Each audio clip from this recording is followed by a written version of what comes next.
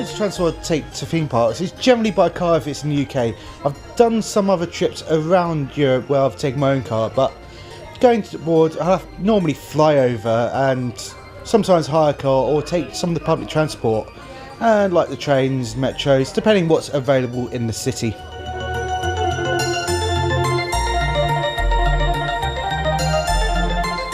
Times journeys, it varies on what it is. Like earlier this year, while I was in Belgium, Holland, we had one big 2-hour drive, but all the other drives were less than 1 hour. It wasn't too bad, but I generally travel up to 3 hours to get to a park, maybe more. It just depends where the park is.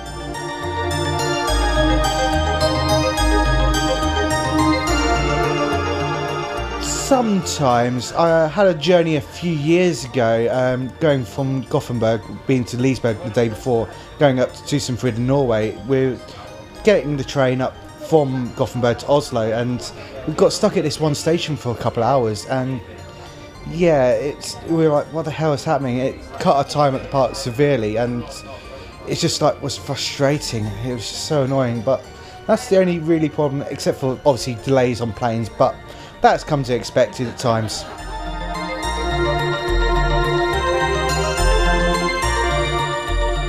Positives.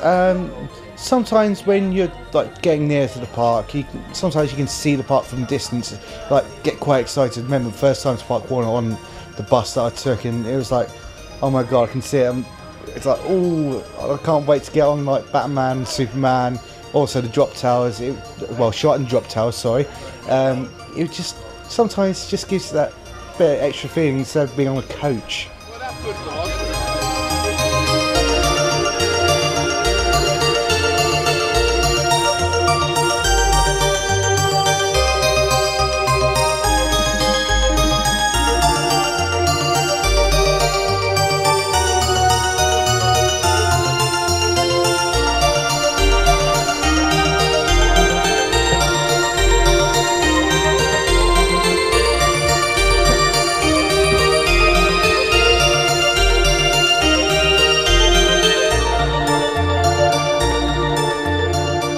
Yes, I have. My parents actually got me into the coasters, taking me to Fort Park a lot in the past, riding Flying Fish down there, and it's old style, not its new style, it's old style. It's a lot nicer, and getting me to go to Chessington before I went to Disney Paris, just get used to queues, and yeah, I've really enjoyed coasters since I was young.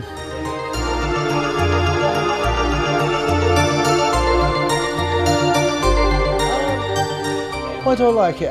It's just great. Sometimes it's good to be a bit geeky about coasters, seeing all the geeky side, but it's just fun. You get to meet some interesting people around the communities as well, and generally have a lot of fun.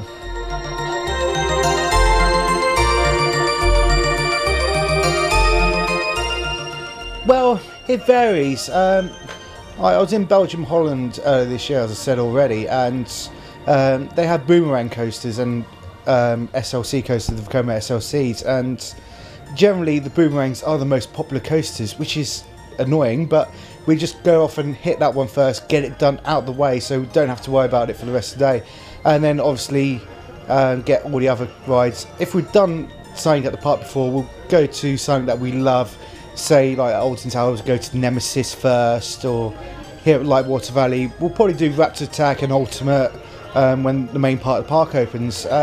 It just depends on the park really, if I've done it before or if I've got this brand new park.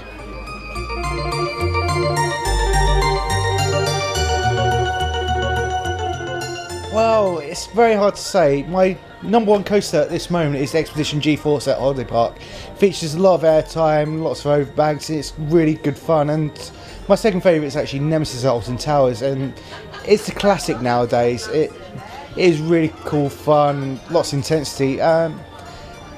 Like you get the old wooden coasters. My favourite woody is Troy at Toverland, and it has a lot of intensity, lots of airtime. It's just absolutely crazy, that coaster, but you've got to love the smoothness of other coasters as well.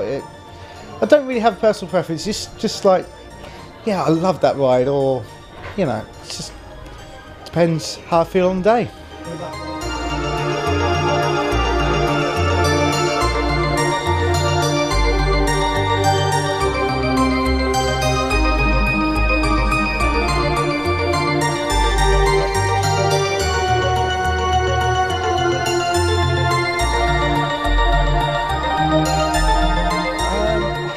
exhilaration and just happiness. Rode Caracho at Trepshaw recently, and that was really good fun, and just overall fun. Like, it had the new lap bars by Gersler, and just gave that more sense of freedom and just really fun to ride, really.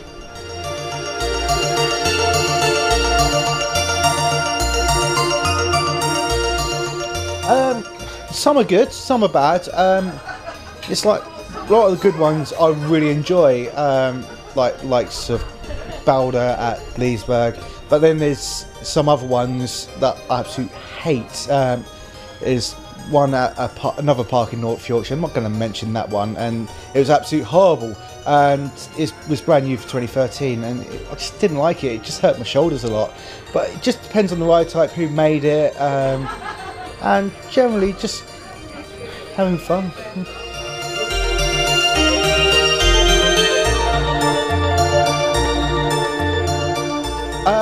Full-time enthusiast since 2005, so you're looking about 8 years. I really started my trips back in 2006, mainly starting going around Europe and doing a lot more parks around UK. Like here at Water Valley, it was my first visit in 2006, getting my 100th coast on Grizzly Bear. I generally, it's great fun being enthusiastic and see all these different parks.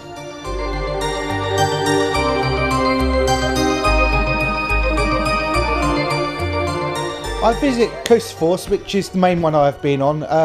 Valley Mania and Pleasure Beach Experience, I'm occasionally on there, but not that often. But Valley Mania and Coast Force are the main ones.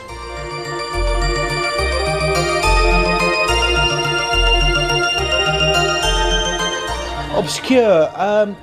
There's one coaster at Billybird in Hameldrick in the Netherlands. It's really random. You have to go up a big staircase to get to the top of the ride to get into its station, and then you get on the ride and you go down the track, and then you get off the station at the bottom, and then they take the car back up to the top. It's really random and really obscure. It's not well known. It's like on a beach area, and it's a really random park as well.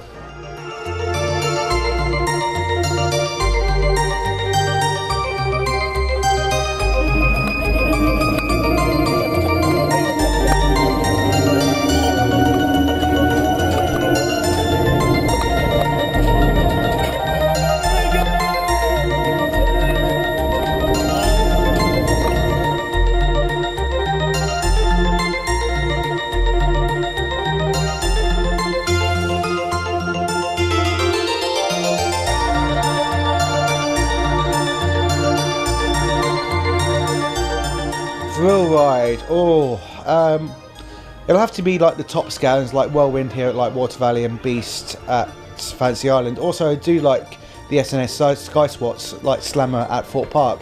They're really good fun. They're probably my top thrill rides, really.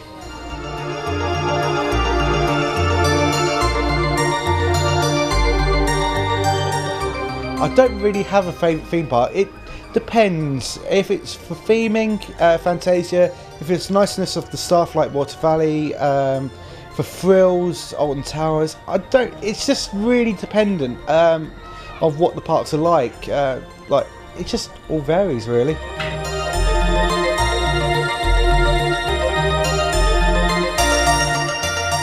End of the visit.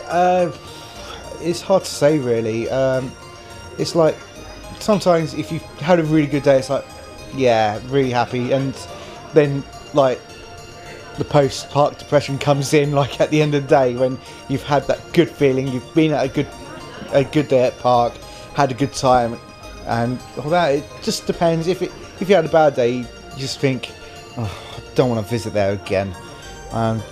There's one park in particular I'm not wanting to visit.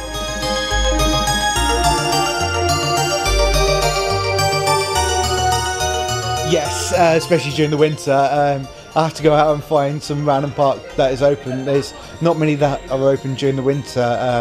I can think of a few in Europe, like Disney, Effling and Toverland. They're the only ones really open in winter. But yeah, I do get the withdrawal symptoms when I haven't been on a coaster for a while.